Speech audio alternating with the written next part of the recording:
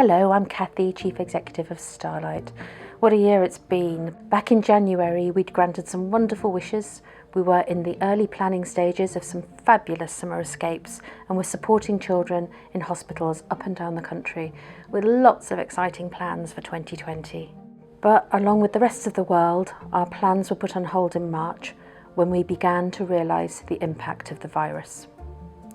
Being in hospital as a child can often be a scary and lonely time, but the pandemic quickly amplified that. Children had to be treated in new, unfamiliar wards, staff had to wear additional PPE, and playrooms were closed.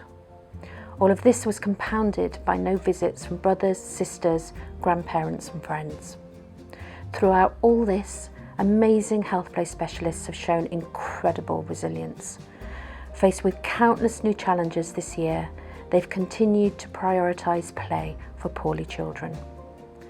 We believe they really are the unsung heroes of the NHS. We're all so grateful at Starlight for everything they do, despite the most difficult circumstances.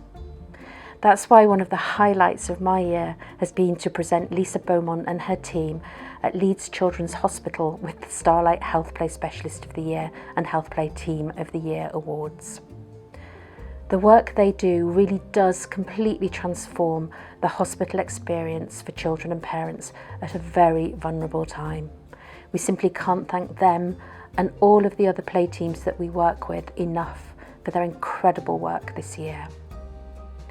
At Starlight, we also had to quickly rethink all of our plans, prioritising how we could adapt our services to still be able to support sick children despite the virus.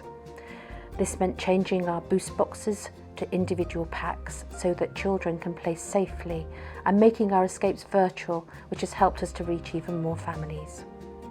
We have been able to grant some wishes and days out and provide children with much needed items that help them to learn, be creative and remain in contact with friends.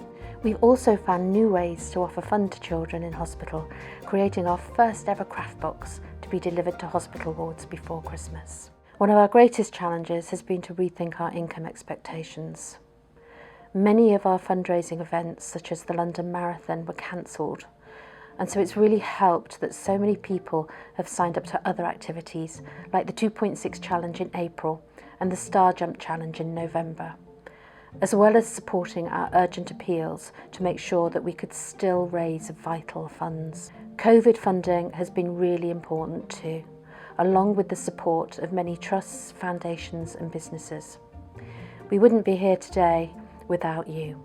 Thank you. There is positive news of a vaccine, but virtual events will remain the norm for some time yet.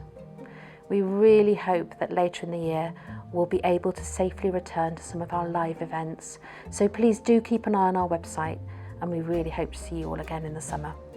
There's no doubt that 2020 has given us all first-hand experience of the isolation that many sick children face every day. It can be incredibly lonely, especially at Christmas.